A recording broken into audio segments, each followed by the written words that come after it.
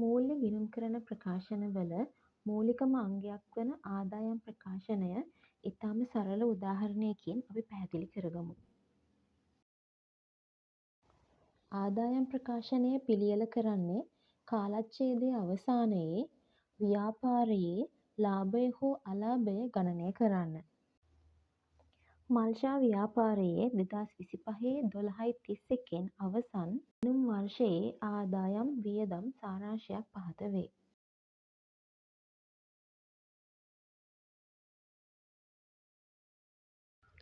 මේ සරල ගනුදෙනු ටික දාලා අපි මල්ෂා ව්‍යාපාරයේ ආදායම් ප්‍රකාශනය පිළියෙල කරමු.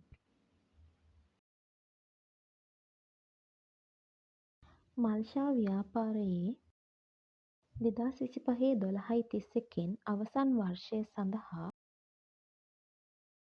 ආදායම් ප්‍රකාශනය විකුණුම් 9500යි. මේ 9500 හැදෙන්නේ අපි උඩින් කතා කරපු ගනුදෙනු වල තියෙනවා 4000ක තොගයක් 6000ට විකුණුවා. එතකොට ඒ 6000 විකුණුම් යටතට එනවා. ඒ වගේම 2000ක තොගයක් 3500ට ණයට විකුණුවා. එතකොට ඒ 3500ත් විකුණුම් යටතට එනවා. 6000යි 3500යි 9500ක් විදිහට අපිට විකුණුම් ගන්න පුළුවන්. විකුණුම් පිරිවැය 6000යි. මේ විකුණුම් පිරිවැය 6000 හැදෙන්නේ මුලින් කතා කළා වගේ 4000ක තොගයක් 6000ට විකුණුවම රුපියල් 4000 කියන්නේ විකුණපු තොගයේ පිරිවැය.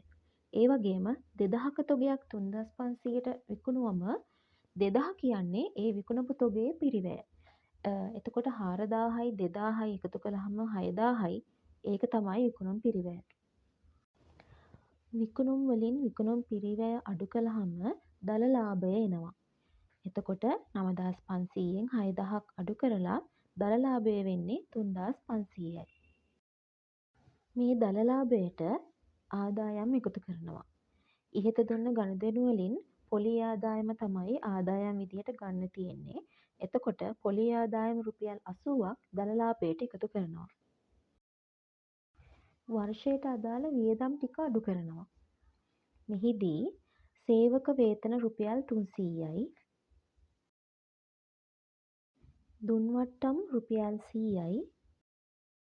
මෝටර් අතශය රුපියල් 50යි. සංග්‍රහ වියදම් රුපියල් 20යි.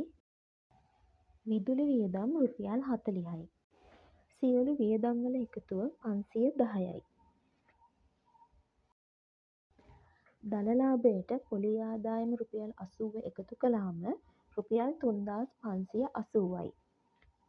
මේ 3580න් සියලුම වියදම් අඩු කළාම, ඒ කියන්නේ 510 අඩු කළාම අපිට ශුද්ධ ලාභය එනවා රුපියල් 3070ක්.